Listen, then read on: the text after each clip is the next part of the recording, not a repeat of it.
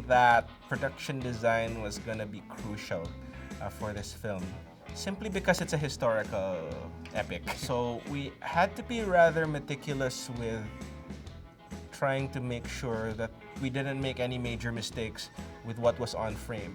For any production designer or any design team, any epic of this scale would, it will always be a tremendous challenge to put together and get it right. All the more so with limited resources, all the more so with limited time.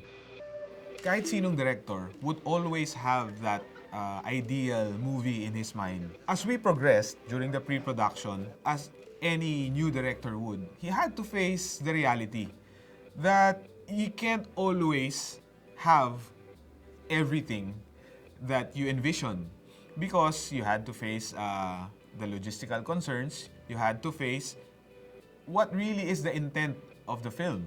It's a very humbling process for the director, I should say, because a lot of things you have to let go, a lot of things you have to adjust, a lot of things you have to fight for. I guess yung biggest concern in terms of like production design was like the budget. Kasi ang laki ng vision ng film. Yung kwento itself, it's big. And yung vision ng director, it's really high, you know? Like, ganun din kami. We want to deliver something high also. So, parang you have to find that compromise in finding the cheapest way to make props. Okay, that's the problem with the tali. May dagger ba tayo? We have the Putol dagger. ba yun? I can, cut it na. We really had to strike the balance. Hanggang saan lang tayo? Anong level lang tayo? Nag-sacrifice din yung production, yung producers, to really make ways para masolusyonan yung kakulangan sa araw at finances. At nag-compromise din yung creatives, sina Direk Paolo, the writers, on cutting down scenes. Talagang kailangan mong maging disiplinado on choosing which scenes would best represent the story to make it flow better.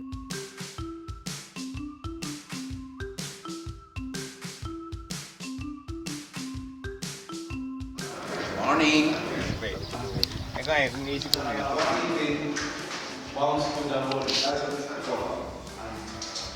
Of course, it's always very difficult to shoot in another country because you deal with different policies, different working conditions, a different culture. Trabajamos en silencio, por favor. Gracias. Different language. But in the long run, tingin ko, worth it because it's impossible to mount all of those scenes here. This is garrison. This is not the north yet. The city may be lost, but the garrison will hold. We encountered so many problems with production design, from making all the props, creating all the sets, to the costumes. Ito yung Spanish soldiers. And sending all those in container vans and shipping everything to Spain. And from Spain, looking for a warehouse to house all the props and the costumes. And then bringing everything every single day to the locations. So talagang literally pinasan namin yung mga props na yan. Shooting abroad will really make you more creative and resourceful. First, you don't know their language. Pangalawa, you don't know the areas. You don't know kung saan mo kukunin yung mga plywood, yung mga lupa, ganyan. Pangatlo, lahat may bayad. So these were the challenges that faced us every day. But something gave us the sense na kaya. So we know that parang we had to dig within ourselves and find some kind of way, may paraan para magawa, para ma-deliver. Kahit andun yung mga issues like restrictions within yung mga museums and things you can't touch, things you can't cover, things you can't do anything with. I think tumulong sa environment ng set, maganda yung experience na everybody was a little bit reverent knowing they're shooting in the room Yeah. where Ignacio was actually born.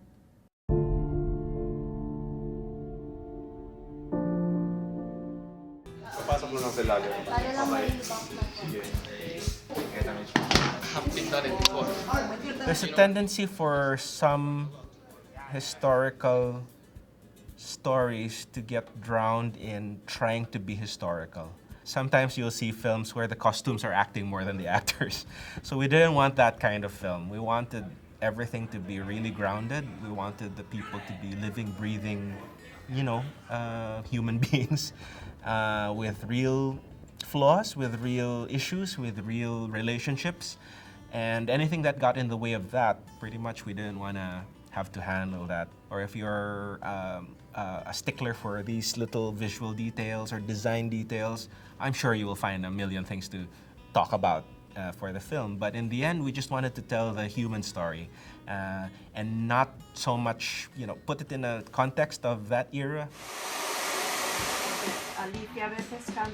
Ang gusto mangyari kasing direct, about sa look, makeup, kailangan yung gusto niyang mangyari, kailangan masusunod yon. Tapos, kung may idea ka man na direct mas bagay itong ito, iyan ang kinaganda ka direct kasi kung may idea ka mang sinasabi sa kanya, na okayhan niya naman.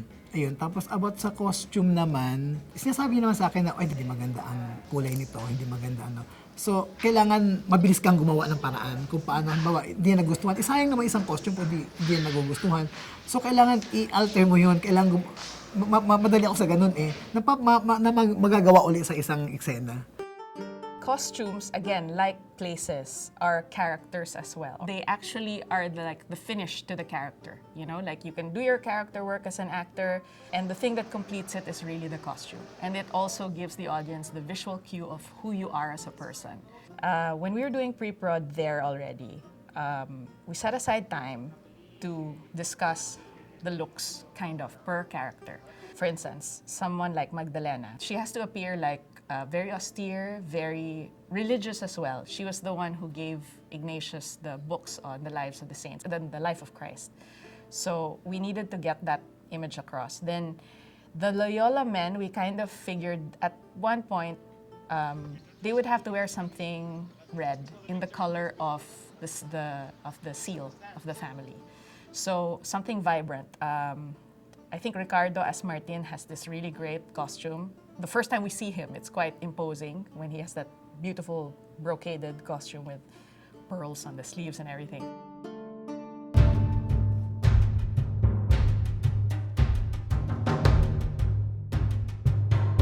Spare nothing! Make sure that powder stays dry. Senor! You have signed our death warrant. Kakaiba yung design as a soldier para lumabas si Andreas sa kanilang lahat.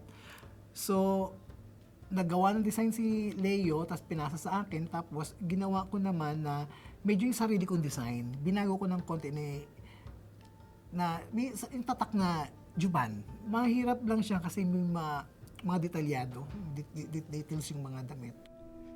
His lady, his sweet Catalina, what he would give to be by her side, to serve her. James Reyes, who does theater and he does fashion as well. And he designed the costumes for Catalina and Inigo in the scene where they first meet in the castle. Catalina's look was kind of this, in terms of costume, it's still regal. It still feels as if she's the princess, but dressed down a bit because this happens in the middle of the night. And she's kind of wandering the halls, and she chances upon Inigo. Okay, we're ready, let's go! Let's kill them all! With Kari after. Who hurt you, Jamie? One step higher. One step. Filmmaking is entering another world. What we see with our eyes, even on TV, is very different when it's for cinema. So this is a question of perseverance and trust, and see how things will work when it's already there on the set. Because it's different when you're bringing in the talents in broad daylight and they're entering the location. That I have to assure Paolo, not to worry about it, but instead focus on, again, the performance of these actors. Yes, Mr. I bow to the people who made the costumes because I know there was very, very small budget. but it worked. And I bow the actors for all the patience, with the people who helped. Make it higher. Happy din naman ako na kasama ko sila dahil alam ko naman na hindi nila trabaho yun, tsaka hindi nila korte nilang trabaho na yun. Kaya lang na nakitaan ko na dahil sa group kami, team kami, gagawin ko to lahat, gagawin ko to na makakatulong lang. At sila, nagpupursige sila, the best sila na makatulong, na buo pa rin kami, na nagtutulungan kami kahit mahirap. He's the one who directs the servants to come and In fact, there were points during the shoot when pretty much everyone was working on production design. All of us from, we were dealing with different things, trying to troubleshoot different things about the cannons have to end up over here, the costumes have to come over here. It was a team effort because it was just impossible for one person or two people to keep that all in their head. Here, please! One moment! But, God is very present or was very present during the time. Kasi ako personally, I felt that people were always being led to the resources. Saan ba kami makakahanap ng ganito?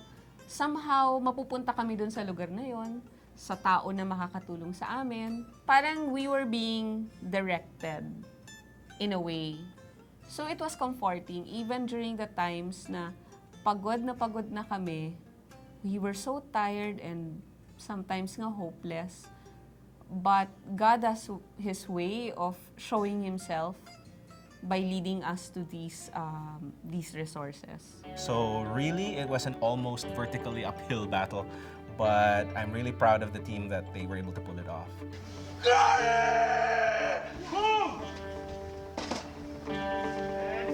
Thank you.